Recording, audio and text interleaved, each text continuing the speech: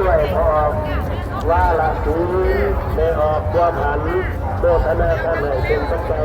200,000เอามาขนาดเด้อเอาไม่ออกมานี่สอนโดยธนาคารไหนเป็นปัจจัย110,000ที่ตามมาด้วยต่อเพื่อขอผู้ดำเนินโดยธนาคารไหนเป็นปัจจัย100,000เพื่อมาดูการสร้างคนหลายเลยบรรยากาศธนาคารเดียวกันหลากหลายตามลายต้นแต่จะได้บุญก็ได้ผู้สนสนันมานี้คือได้ดอกคิดดอกใจกันธรรมะดีๆเป็นมาเรียนไม่ว่าดีๆโดยตะเพียนเอาไปเนี่ยเด้อในการไปการมาใส่จูบใส่เทียนใส่จะพิธีเอาลังคนอื่นบรรยากาศในยามแรงทุกคนเนาะอยู่บุญนมัสการพระหลวงอย่างกันอีกครั้งโอ้คนหลายเว้ยเบิ่งทางนี้คนบักหลายติดตามมาด้วยผู้ใดบ่นี่เนาะแสดงมาแล้วคนเริ่มเลยขายยาเนาะอาจารย์จันทนาแสนกีบอนุโมทนาเด้อติดตามมาด้วยไม่ออกจุลินเนาะโมทนาท่านไหนเป็นปัจจัย50,000 กีบในบุญนมัสการพระหลวงเวียงจันทน์เนาะค่ำคืนมื้อที่4นั่นแหละท่านไหนเป็นปัจจัย100,000 กีบโทรศัพท์เด้อผู้ใด有โทรศัพท์ดีมาแสดงตัวตนมาได้ที่บอกว่าเราเดือดร้อนคนก็จะมาถ่ายรูปถ่ายหอยไล่แล้วกลับไปบุษราเนี่ยโอ้นี่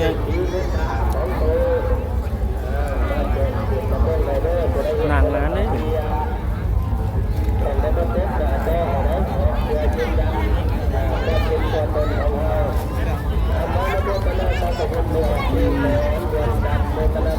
จะมาถ่ายรูป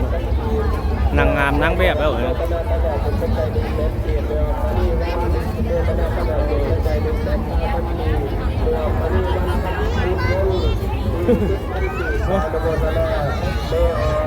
วันนี้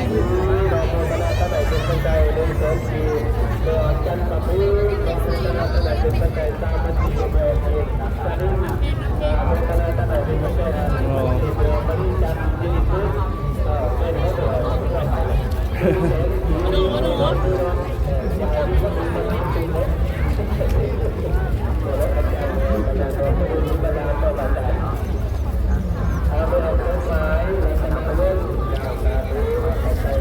จะเข้าไปกับไหว้บูชาเนาะ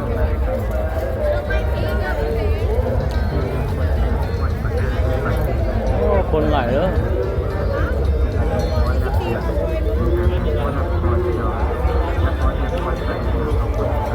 คุณพาเลาะเบิ่งค่ำคืนของวันที่4เนาะ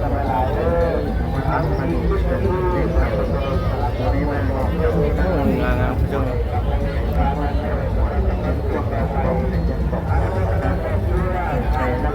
เรามากราบไหว้นะ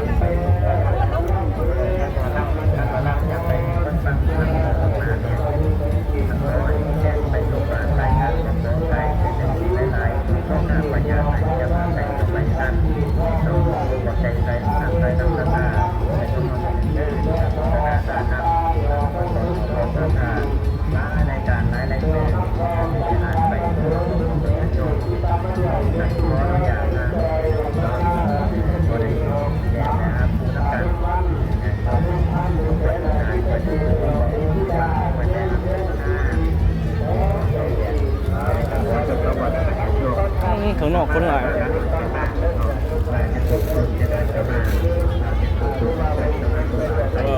บรรยากาศเนาะที่เขาเข้ามาทางในขึ้นมานี่ให้กดเกิบเนาะขึ้นมาทางใน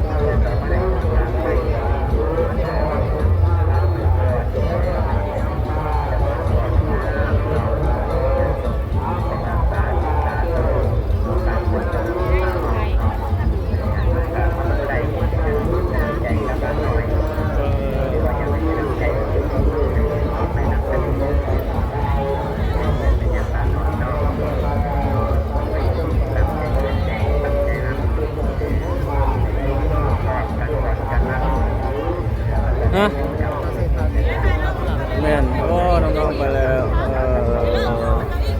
คนงามไปแล้ว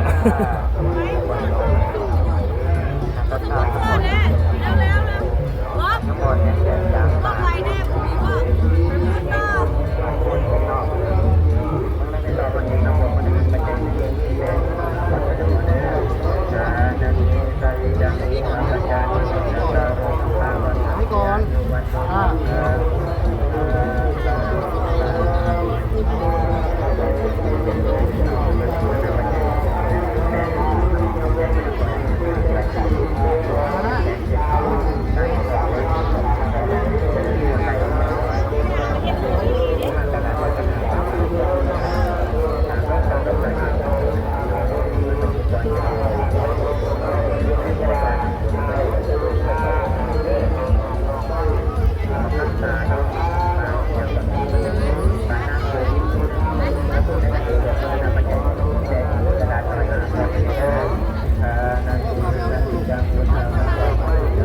บรรยากาศสดๆคนเบิ่งแบบเรียลไทม์เนาะอันนี้มวลชนเพิ่นหลั่งไหลเข้ามากราบไหว้บูชาพระเจ้าเสญะสิทธาธิราชเนาะ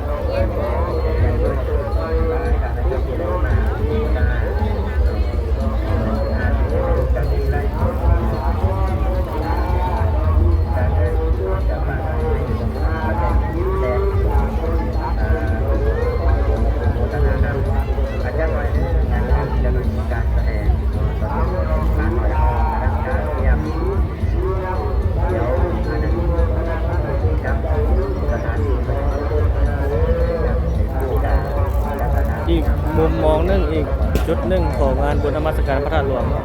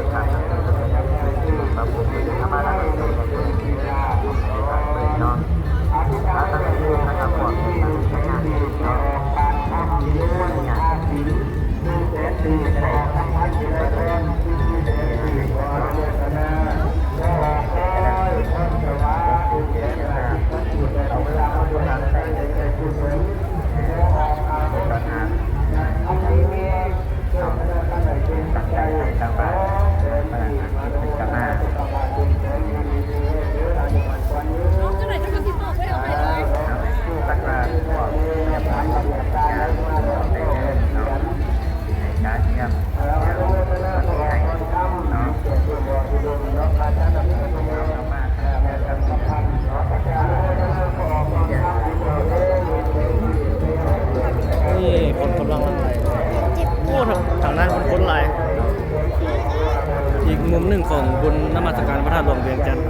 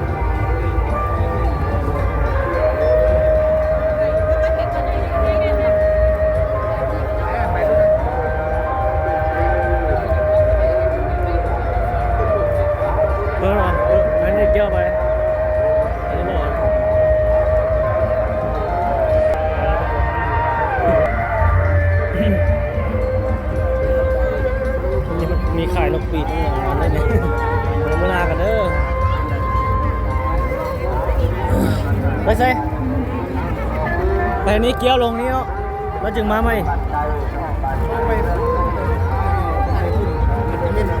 นี่เป็นยังไงไหม อ๋อ จะไปเรียนเสียงนี่เป็นงานเป็น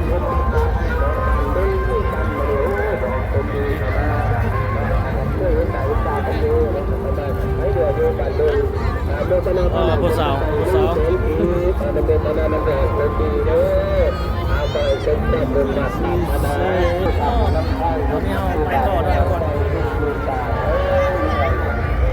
อ๋อผู้สาวเลยผู้สาวเวียงจันทน์ตามนะ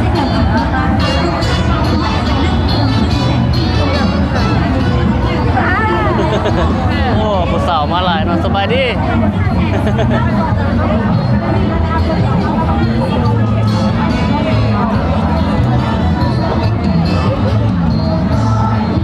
เดี๋ยวนานอ๋อสบายดีคลิปทุกคน คลิปนี้เขาที่ไปเบิ่งกันนะบูธอาหารพื้นเมืองเนาะที่มาจากทางภาคเหนือของเขาทุกคนเจียวปลาบ้ามโอ้ผู้สาวนี่ขายติบเข้าเปล่าเนี่ย นอนเลยแล้วเลยอีกนอนเลยตลอดไปเลยทุกเทศกาลเนาะนึ่งแถมหนึ่ง อยู่ทางหน้านี่เป็นบูธอาหารแบบเป็นเจียวเป็นอย่างประมาณนี้นะอาหารพื้นเมืองมาจากทางภาคเหนือเขาเนาะเจียวมิสเตอร์นวลกับเจียวกุ้งต้องลองวะเดี๋ยวอยู่ทางหน้าเด้เจ้าอยู่ถ่ายวะใช่น้ำมันเวลากินข้าวด้วย บรรยากาศเนาะ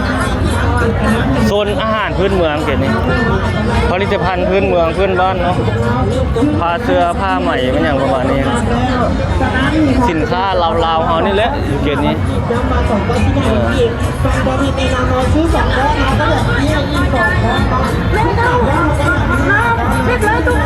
นี่ก็ผลิตภัณฑ์ลาวเขาเนาะ ยังหวังติดอกติดใจวิทยุทางไทยห้องน้ำพบกันวิทยุหันลำโพงเข้าฟ้าว่าพี่สมาตอนอาบน้ำสักคันเช็ดตัวเรียบร้อยเอวพลันหนูจึงค่อยหันวิทยุขึ้นมาฟังเสียงจ้าว่าทำเห็นตนโตคงสิโกเอานี่กันหมุนนี่ขาดใจก้อนไก่เบิ่งเด้คงสิเทพเราฟังเบิ่งเสียงใสอยากให้ไปพุ่นนี้อันแม่อีล่างเบิ่งเด้อ่ะอีล่างเบิ่งเด้อ่ะ อันนี้ก็อาหารลาวเขาแบบแม่ในรสชาติบางมันเชียงขวางเนาะโอ้อาหารลาวบางมันเชียงขวาง มาเอาไปเลยพี่น้องยังสิไปกองสุดท้ายครับที่มายังประมาณ30 นาที ผลิตไฟเชียงขวาง เม็ดกระเทือเม็ด มีไฟมีซาบ่ กระเทือเม็ด โอ้ซาเขียวใหญ่โอ้อาหารลาวเนาะ สู้เคยรู้เรื่องจริงสมัติหลายประเทศครับผมมีใครเห็น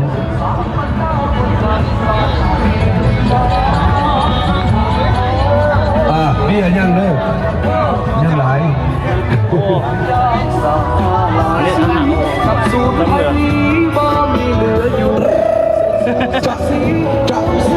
ตัวนี้เซฟซื้อตัวนั้นแล้ว อันห้องเพลงสลองเจ้ามืด เจ้ามืด ชุด300,000ยังเหลือEOP ปาเรา จิ บ่ฮู้ว่ายังเหลือ20ของ เหลือซะก็ เล็กชิด อาหารพื้นบ้าน EOP 10 อีโกกาเอ็ด เจ็บๆแล้ว ยังเหลือ10 กองตำบาด มีเพลงบ่ จีรีโอ้ตื่นเต้นเนาะบ่ฮู้ว่าสิเมื่อตอน2ต้นไปอันนี้เป็นแบบสุดยอดลีลา ลีลา มุด2ต้นไปนี่คอยเอามา 2,200 กับ14 กิโลคอยเอามาเม็ดซิด มือเสร็จอันนี้เชียงขวางอันนี้ซ้ำเหนือ คนเอาแป้งเลยกันหลายเนาะFC โอ้ เรียกว่ามื้อนี้ยังเบาบางเลยนึงมื้อนี้ ว่าบ้าง บ่หลายปานใดมื้อนี้นะยังเบาบาง อันนี้เป็น เป็น อาหาร มือเป็นเลียนคิวกันนี่ตอนี่เต็ม อาหารพื้นเมืองลาวเขาเนาะโอ้นี่ลาวซีมแล้วเด้นี่พร้อมเด้อ ศักดิ์ศรีมุมเสื้อสดใส ถึงหน้าอเมริกา ใส่มาให้ซาดลา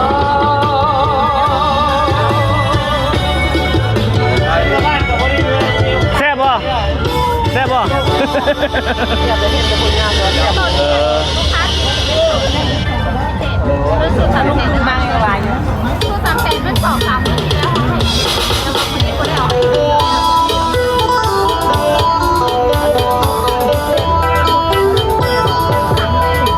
สั่งตัวกับคนนี้มาแล้วกัน สุด300,000ไปขาย3,500,000เนาะ1 กิโล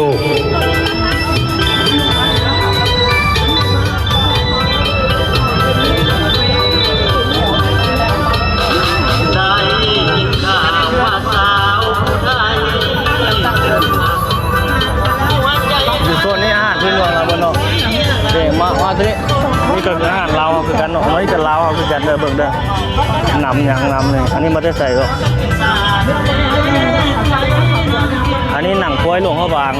นี่มาได้หลวงพ่อบางเด้อนี่บอกโอ้นี่หนังเดี๋ยวแม่งบอกแมงดานี่มาได้หลวงพ่อบาง สมนุมนามาซ่า เนาะ แล้วเลยรู้สึกว่า อาหารลาวเราเนาะ ที่จังหวัดข้าวเหนียวว่ามา เดี๋ยว เจียว โอ้เอาถัง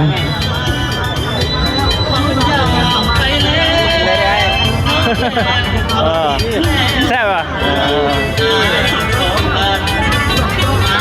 นี่เป็นหนังโคตรเอาไว้ดิ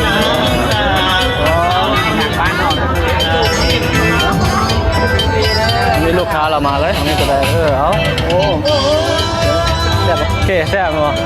โอเคมาได้หลวงพระบางเนาะ แม่ละหลวง อาหารพื้นเมืองเราเขา ไม่ได้หลวงพระบางเลย อ๋อ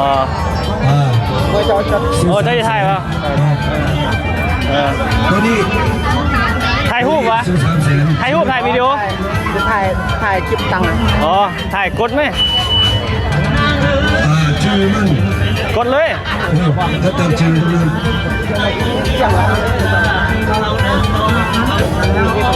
โอ้เราสิสัมภาษณ์เจ้า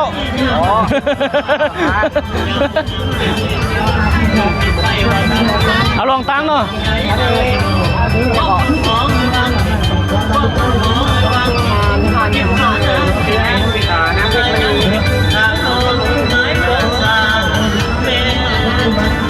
โอ้นี่เราจะสัมภาษณ์เนาะอันนี้มาได้ทางหลวงพระบางเนาะ เดี๋ยวมีเหลือเดี๋ยวเพิ่ม ได้ป่ะโอเคเอาเลย 2 ตู้ไปเขาบอกกับเจ๊เลยมาสนับสนุนเฮ้ยในเงินFC นี่บัตรเจ็บ นางเป็นมณีเจ้าเป็นมณีเนาะ ในบรรลับเพิ่นสัมภาษณ์เนาะ เจ้าปลาแห้งแล้วก็เจ้าแมงดาเจ้า เจอไปยังเจอแมงดา คนไทยสิเราเสียง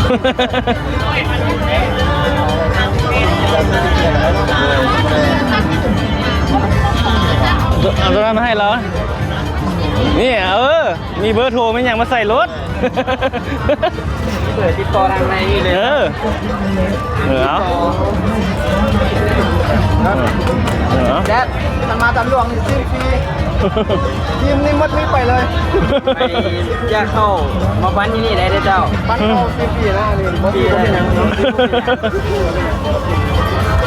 ตั้งแถว45ล็อก11เจ้าก็ได้อาหารเจ้าประจำเลยเจ้าประจำ ไม่จริงกับโลกเนาะรอถึงบ่มีนี่นะเอาเห็นราคาพิเศษเลย สนับสนุนผลิตภัณฑ์เราเขาโอเคขอบใจเด้อนี่อยู่นี่ก็มีคือกันเนาะตัวนี้ยังมีโซนหนึ่งอยู่นี่เนาะมีของเพิ่มก็มีหลายอย่างอยู่เนาะเป็นปลาสดปลาส้มปลาหอกแห้งอันนี้เป็นหัตถกรรมจัดสารอันนี้นะเนาะนี่มาเบิ่งทางนี้ซะนี่เป็นหัตถกรรมจัดสารนี่แอบเข้าอ๋อนี่สุดอันนี้เป็นแบบประยุกต์ละเราโอเควันลาวเขาเนาะสีไม้ลายมือของเราเอาเองเลยอันนี้สุดยอดเลยเนาะอันนี้มาแบบเป็นประยุกต์เนาะมาแบบนี้นี่เห็นบอกอันนี้เป็นขันเป็นโอใส่เสื้อบาใส่หยังโอเคเดี๋ยวใจอันนี้นี่มาแต่ทางนี้นี่ หัตถกรรมจัดสารบ้านนายางเนาะหลายสิ่งหลายอย่าง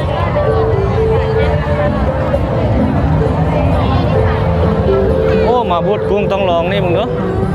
ดังโซเชียลลาวเฮานี่โอ้นี่คนเต็มเลย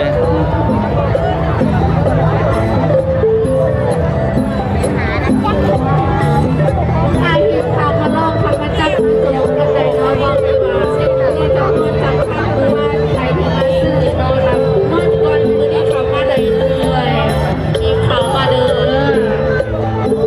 สัมผลิตภัณฑ์กุ้งต้องลองก่อน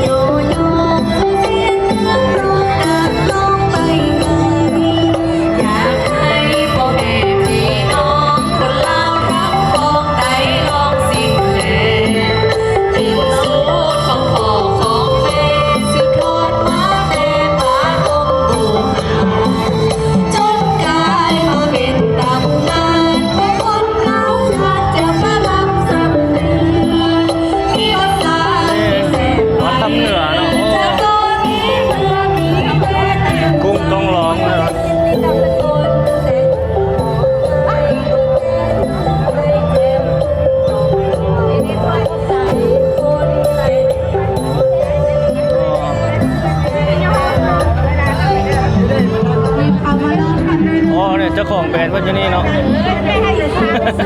อ๋อผู้นี้บ่อ๋อโอเค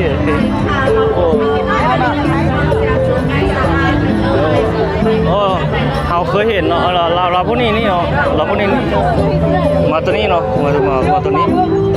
เป็นโบสของผมกรองแล้วก็มาตัวนี้อ๋อตัวนี้อ๋อ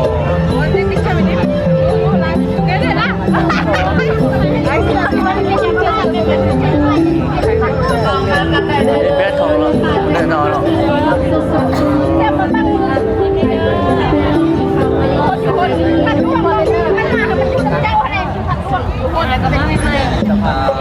การตลาด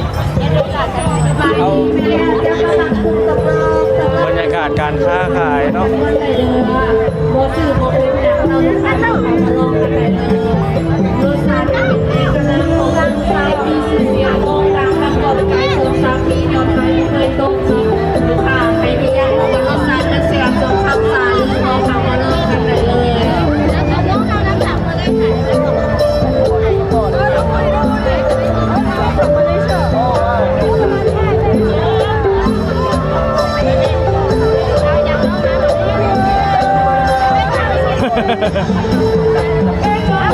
เสียนี่วะ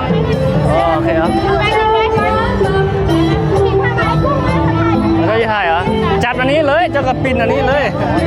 อันนี้เลยแล้วก็ถ่ายเราอันนี้เป็นเนี่ยเราห้องเพลงญี่ปุ่นเนาะ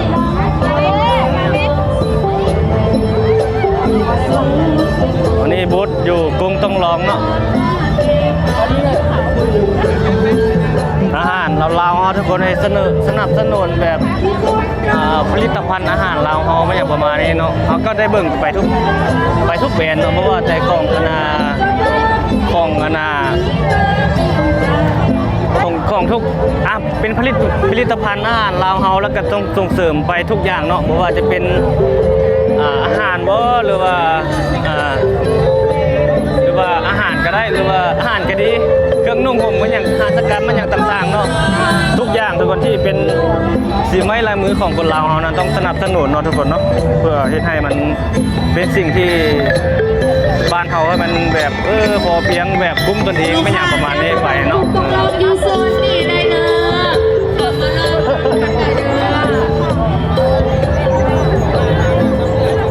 อยู่ทางนี้จะเป็นโซนแบบเสื้อผ้าบ่มาอย่างต่างๆเนาะถ้าถัดไปคนแม่นหมดเลยวันนี้จังหวะเฮาสิพาไปเบิ่งบูธไอดอลหรือว่าแบบขายเครื่องออนไลน์ของคนลาวเฮาเนาะคลิปนี้จะเป็นแบบนั้นเนาะทุกคนบ่ว่าจะเป็นแบรนด์ของตนเองบ่หรือว่าเป็นอย่างต่างๆก็ว่ากันไปนะ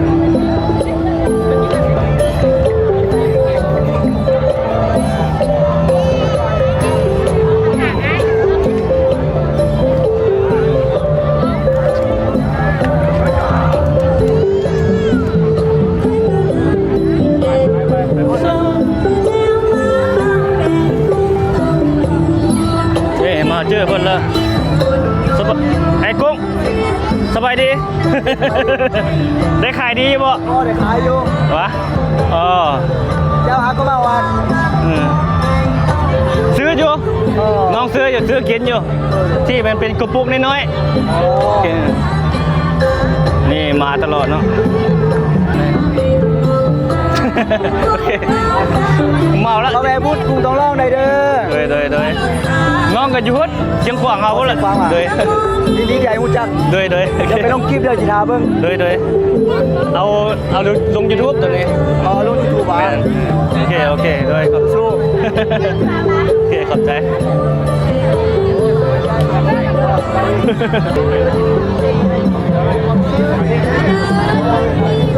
ไปเขาแบบเข้าไปต่อตัวที่ทัดไปเนาะจะเป็นแบบบูธอาหารลาวของเขา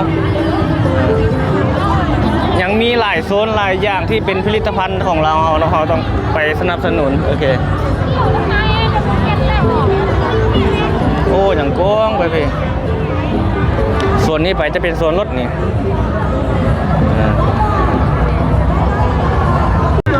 คนหลายขนาดทุกคนมื่อนี้ก็ได้มื้อสุดท้ายแล้ว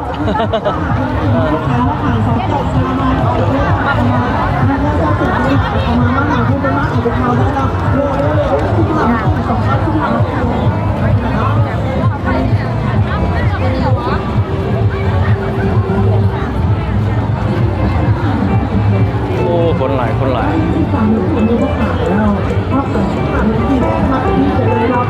ยำจีนอันนี้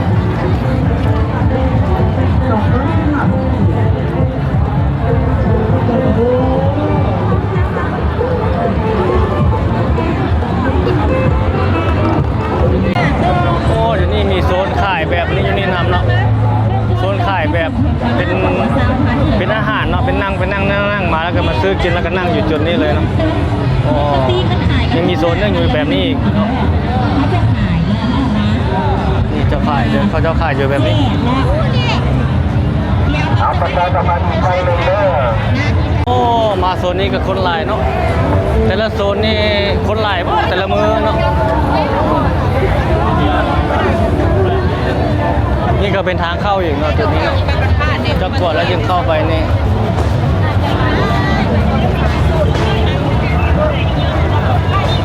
รถไปแล้วถอยมาเดี๋ยวย่างออกไปทางนี้เพื่อนเลย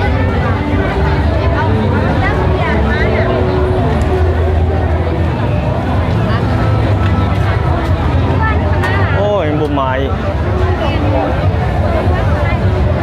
เฮ้ยนี่คือตะกรวดยังเข้าได้เฮ้ยเสียแล้วเสียก็เร็วนะผู้สาว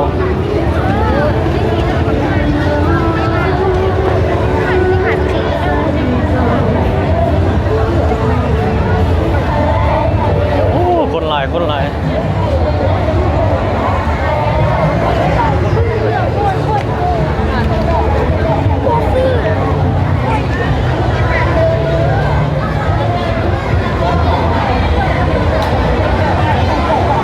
เสียแท้ปะ เสียแล้วก็ซื้อไปเหรอโอ้นี่ข้าวเปียกนี่มั้งแล้วใส่ขวดจีงอนเลยนะข้าวเปียกอันนี้ถ้วยเท่าไหร่25อ๋อโอ้แซ่บเลยเป็นตาแซ่บนี่เรามีเครื่องปรุงมีอย่างนี้เลยเห็นบอกนี่อาหารปรุงเครื่องปรุงของปรุงเครื่องนัวน้ำตาลมะนาวมะเขือโอ้ครับถ้วย125,000จังน้อยก่อนลอกก่อนแล้วจังมาว้าผู้สาวน้องงามเว้ยผู้สาวเขาโอ้รถอันนี้คักเด้อริมเงินเก่าไปโอ้ยมันบ่มีเลยยังจกในจกว่านี่ก็ได้โอ้ผู้สาวนี่ไปแล้ว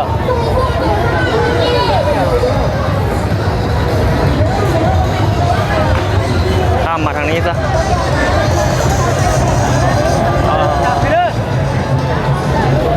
บรรยากาศมือที่น้องนักเรียนมือที่4ของงานบุญนมัสการพระธาตุหลวง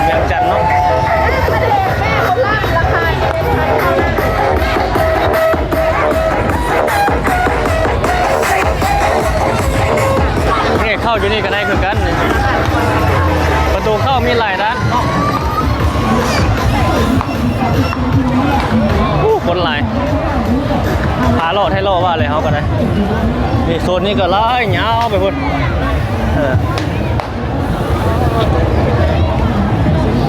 เสียแล้วเป็นบ่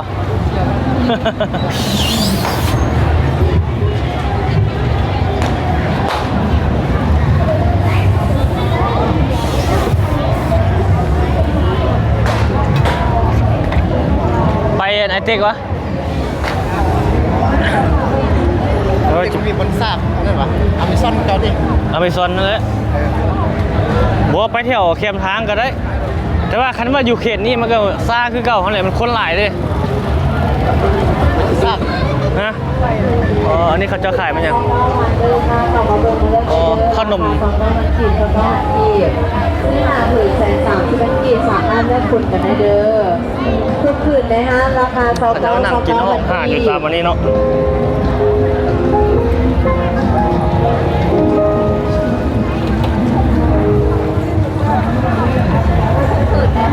9เดินกันได้เด้อทุกคืน29,000กีบ29,000กีบ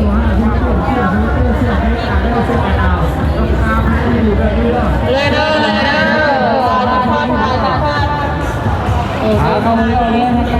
เครื่องเลนี่บางฮานเลนี่เพื่อนทำผิดป่ะเนี่ยโอ้นี่ผู้สาวขายรถจักรขายแค่รถไม่ห่างอันนี้เท่าไหร่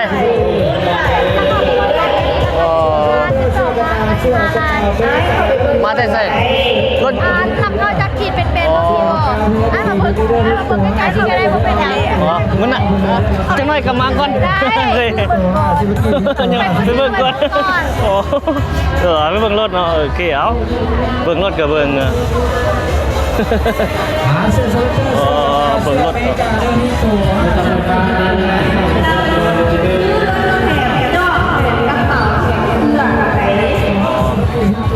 เอาจะคัน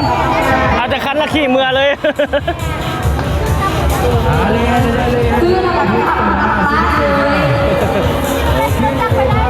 นี่เราขายเอาเราขายรถน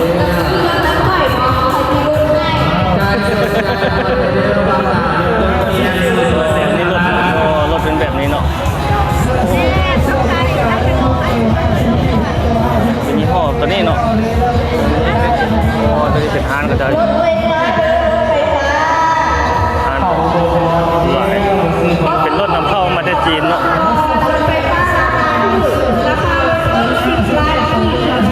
เข้ามาจากจีนเนาะจะเอามาขายตั้งต้นตั้งแถวนี้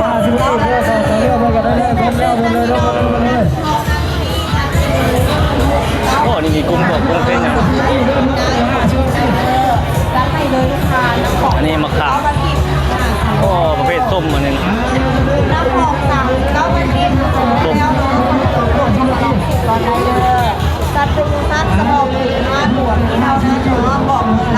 ลูกศอกลูกซีนไข่หลอกไข่ลูก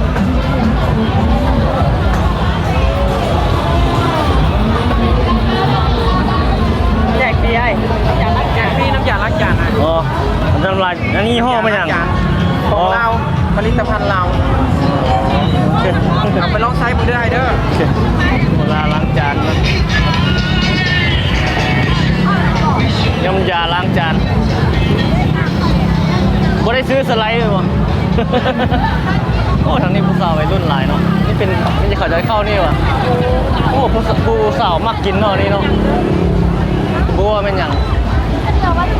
ว่าผู้สาวนะนี่เข้านี่ก็ได้คือกันนี่เข้านี่ไปเนาะก็แต่ข้างพุ่นโอ้ทางหน้าผู้สาวผู้สาวเวียงจันทร์ทุกอย่าง140,000โอ้มีแต่วัยรุ่นเข้าได้อ่านตัวเนี้ย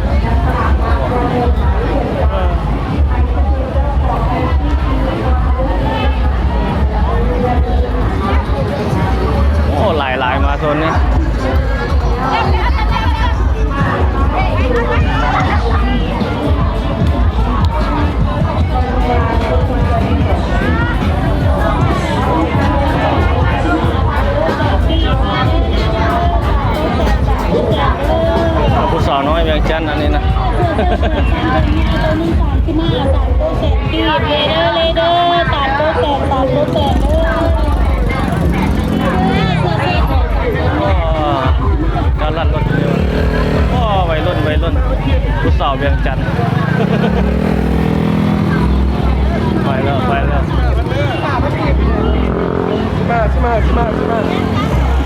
อ๋อไปแล้วผู้สาวก็ได้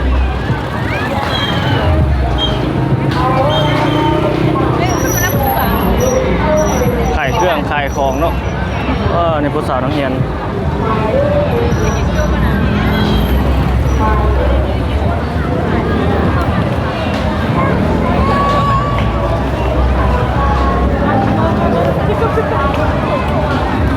โอ้นี่เข้านี่ก็ได้เล่นอีกประตูนึงนี่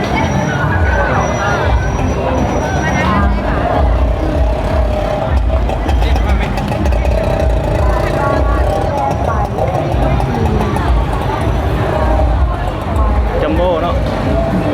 โอ้รถอันนี้ตำนานในเวียงจันทร์ในรถจัมโบ้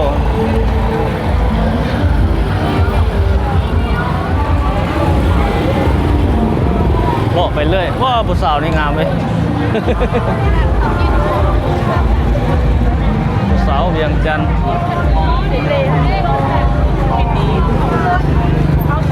สาวเล็กสาวน้อยนี่กับผู้สาวนี่สักไหนปวดแขนปิ้งห่ออาหารโอ้หลายเดียวทุกคน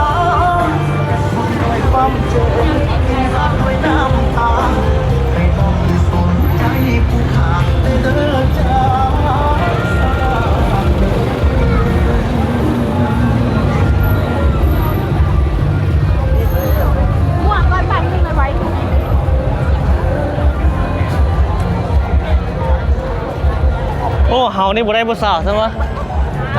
โอ้นี่สาวไม่สอบผู้สาวให้มันได้แม่โอ้ยเหลียวบ่ได้ซ้ำสอบจะใส่เนาะ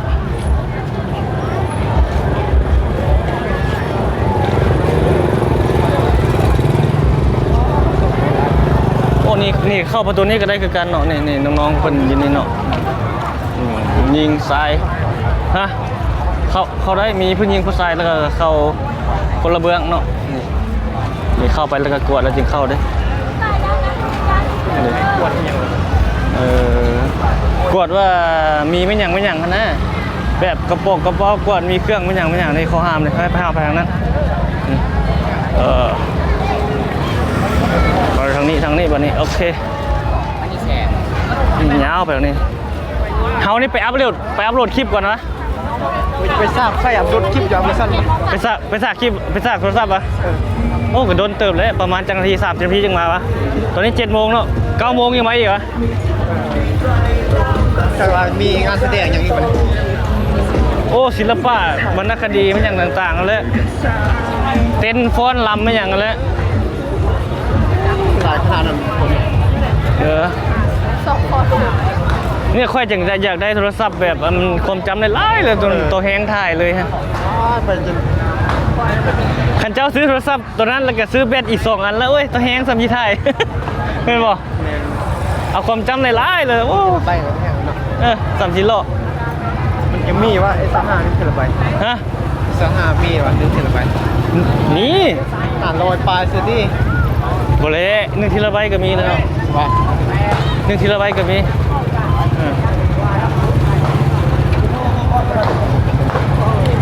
รถเฮาอยู่ทางนี้เด้โซนทางไหนแห้งหลายช่วงนี้นะ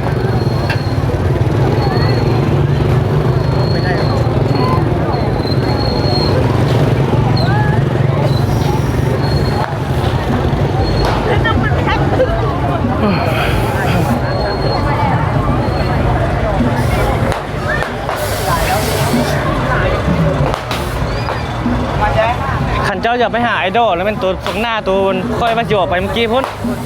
แต่ว่าอันนั้นมันย่างมันแบบนี้บ่ได้เด้นั่นน่ะมันตันอยู่เลยนั่นน่ะ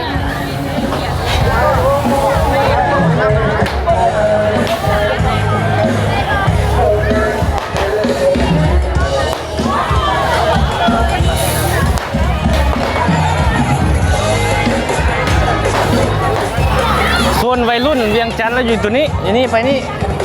ว่าเอามีแต่คนวัยคนผู้สาววัยรุ่นหมดเลยนะน้ำอ้าวหมดเลยแถวนี้ขนาดออกไปจะน้อยวะเขาออกบนเจ้ายืนท่าค่อยแล้วย่างออกไปฮันดิแล้วในก็มีบูธเบียร์มีอย่างนะมีแต่วัยรุ่นเลยประมาณจะคนเลยนะโอ้ประมาณดอก เขาเลือกได้เขาบ่มีสิทธิ์เขาเป็นเด็กบ้านนอก โอ้หลายแถวนั้นนะไม่ได้เศร้าวัยรุ่นนี่รถเขาอยู่นี่ละที่โอ้อยู่ตัวต่อไปคน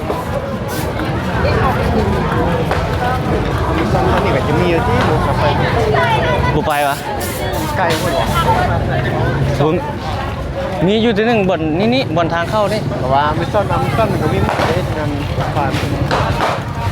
ไกลจะนี่ เขาเปิดแล้วบ่ย่านเต็มดิโอ้นี่ไปเรียนบ่เป็นอย่างจักตักวะ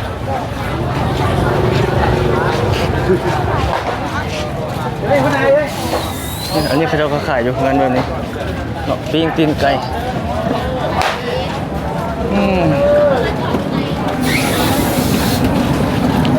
มื่นยังมีตีมื่นแห้งลายกันนี่มื่นมือสุดท้ายดิ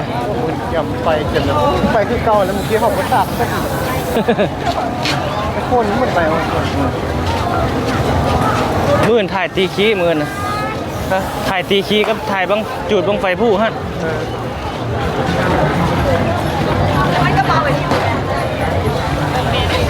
อยู่นี่ที่ รถอยู่นี่แต่ว่าไปเบิ่งตัวนี้มันจะเปิดวะเดี๋ยวปิดที่ นี่ที่อยู่ บัวอันนี้บนรถเขาอยู่แล้วมันอยู่บนนี้อันนี้โอ้ได้ขายดีอยู่ได้ตัวนี้เขาได้ขายอยู่นี่ผู้สาวเลยสาวสาวนุ่มบ่าวสาวนุ่ม โอ้คนนี่หลายเลยเด็กขาเจ้านี่ ไม่ซ่อนนี่แหละ เด็กเข้านี่โซนนี้หลายนะนี่วะ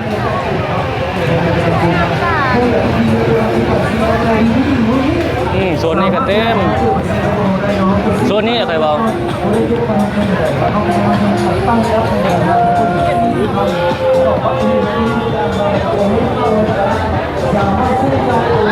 โอ้เต็มที่มีวันนั่งมีอยู่ป่ะ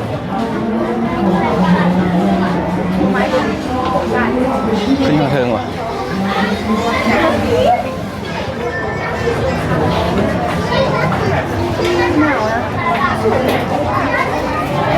โอ้คน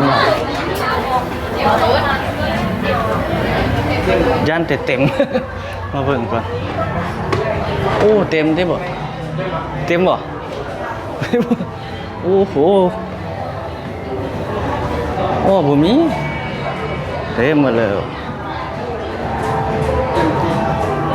โนมีอยู่ไม่มี โอ้เขาจะเห็นแบบนี้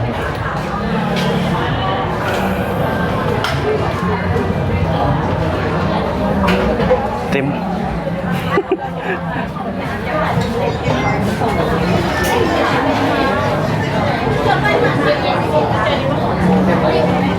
รวมนี้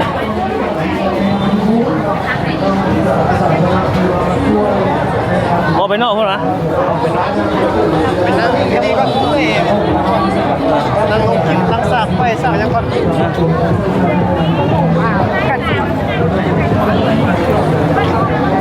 ก็ออกไปนอกก่อนทุกคนเนาะเอาไว้พบกันใหม่ในคลิปวิดีโอถัดไปโอ้คนหลายมือนำงานบุญบ้านเฮาเท่ๆเลยนี่นะคนหลายให้หลายวะโอ้โหปิ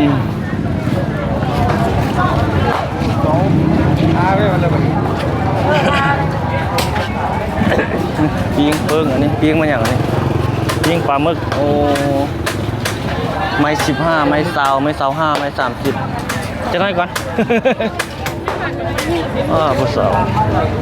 โมยิงก่อนอยู่โอ้หลายเนาะจุ่มครับก่อนทุกคนเดี๋ยวจะน้อยมาไม่ไปตั้งรักอีกก่อนได้หลายคลิปสมควรเนาะเอาขอบใจทุกคนสบายดี